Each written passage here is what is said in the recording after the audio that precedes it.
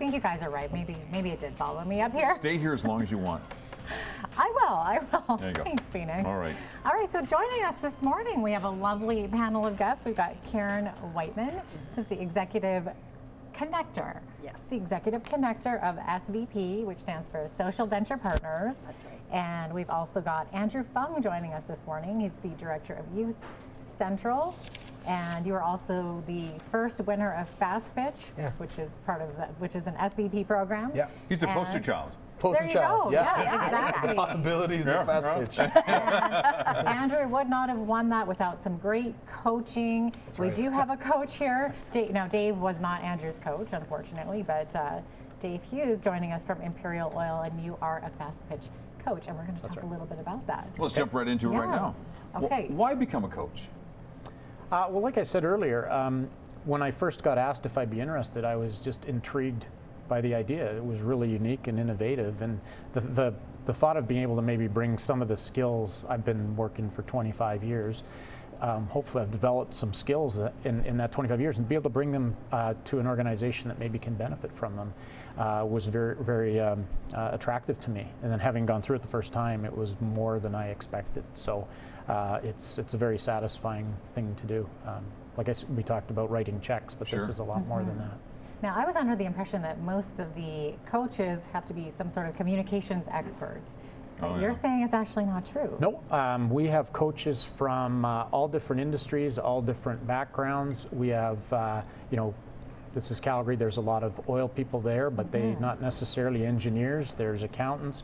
We have some people who work in nonprofit as coaches as well. Nice. So it's as varied a background as you can imagine. And you yourself are an engineer, yes. Correct?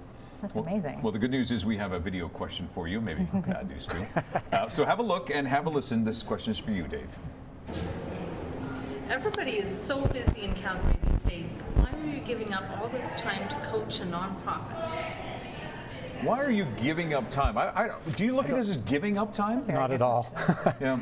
It's actually more like I think it's investing time. I think it really comes down to thinking about what's important, and getting involved in this. I thought it was important to kind of give back to community that's been very good to me and my family, and but I also get a lot out of it as well. And working with an organization like this that has taken such a unique approach to philanthropy, which I think is so effective.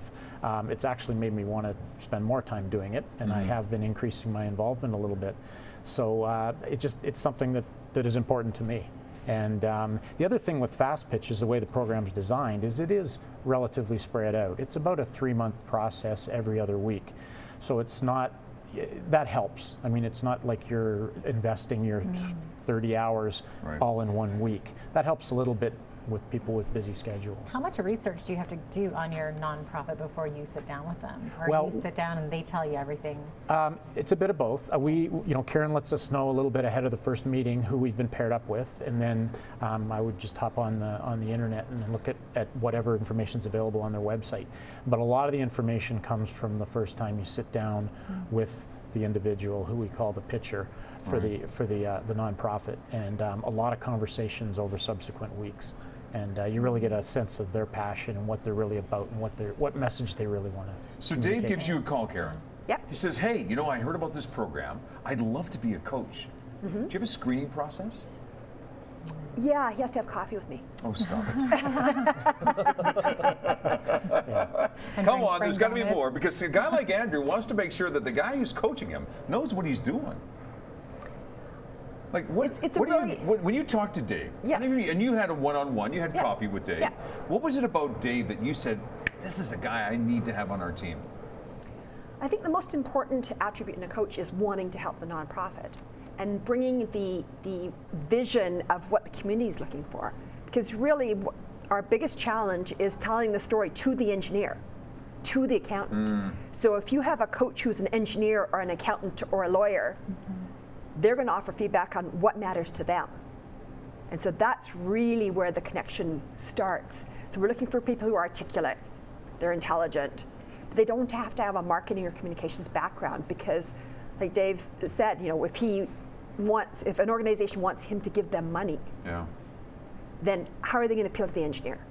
We're not going to talk, as Andrew said, nonprofit talk. We're going to talk engineer talk. And so that's really part of the power of it. It's a smart idea. Yeah, you absolutely. know, do I get to choose, by the way? So if I'm a candidate like Andrew was, do I get to choose if I want Dave or Tom or Sally? Well, it's actually the opposite.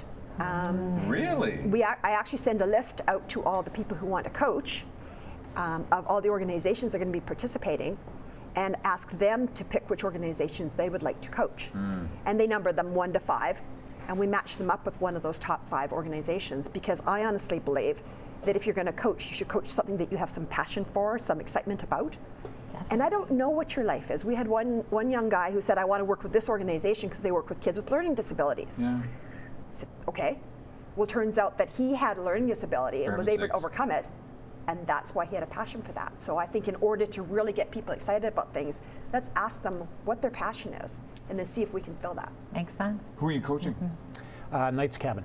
Okay, you explain that for us. A young lady named Lisa Boulanger started Knight's Cabin a little while ago, a few years after the death of her close friend. She died from cancer. And what she does is she runs retreats out in Canmore, focused on health and wellness for cancer survivors. And she is a highly educated lady who has brought the science into it as well. There's a lot of research out there. I mean, everybody knows that exercise is good for you. But what I've learned and what she's trying to teach too is that it's got direct impacts on people who are recovering from cancer, how they recover, their chances of relapse, that sort of thing. So it's a bit of a combined, there's a scientific approach to it, but it's also a very personal approach. Yeah. Wow. Dave, it's great to have you on set as well, too. This is it's quite an effort. Ideas for this year. Folks, jump in. Ideas for this year. What are some of them? Are you still involved, Andrew, to some degree? I am involved in emceeing this year. Okay. Oh, wow. Yeah, so I get to see all the pitches for the first time. Really excited about it. And it's coming up soon, April 16th. April 16th. Next fast pitch competition. So Karen, give us a quick snapshot of some of the ideas. We have about a minute and a half. The organizations that we have Yes. everything from, a yoga organization that gives yoga for kids who are ill, like Alberta Children's Hospital. We have somebody who renovates homes for people who are immobilized.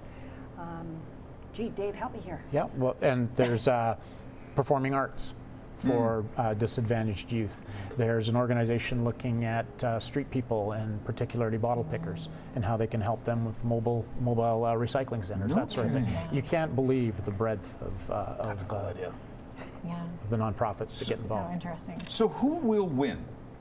Give us both a snapshot of what you are really focusing in when you hear someone like Andrew pitch for 3 minutes. What are you focusing on? I'm really glad you asked that, because a lot of people think that just because you're a great speaker means that you're going to win. Sure. And in fact, the judges and the audience, because the audience will get to vote as well, have 3 criteria that they look at. One is, how innovative is the idea? Is it unique? Write this down. Innovative. Okay. Is everyone Good. else doing Innovative, that? yeah. The second one is impact. Are you actually making a change in society?